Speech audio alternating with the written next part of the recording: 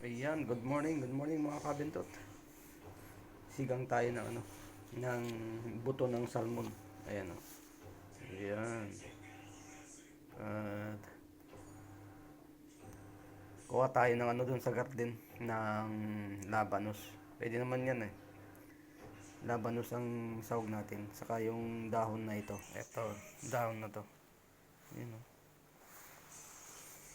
Galing din sa garden yan. Ayan. Tara, kuha tayo ng ng labanos na garden. May pilay na ibon dun, no? Dalawa. Yun. Ayan, ito yung garden namin mga guys. Mga kabintot. Ayan.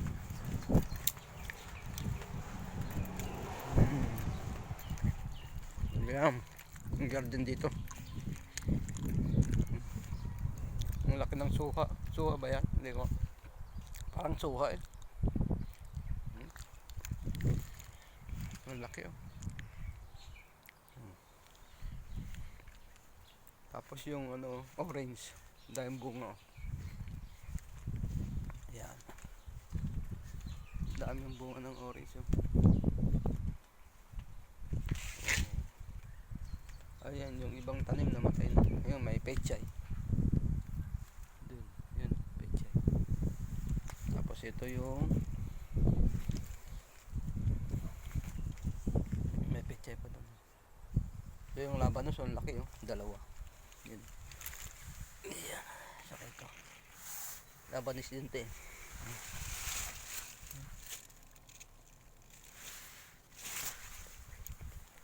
Pero ito, pabulaklakin natin to mga kabintot para ayan may bulaklak na siya. Parang may binhi. Kasi itong labanos na to malalaki.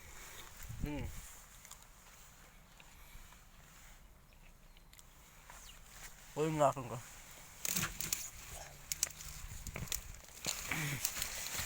Laki oh.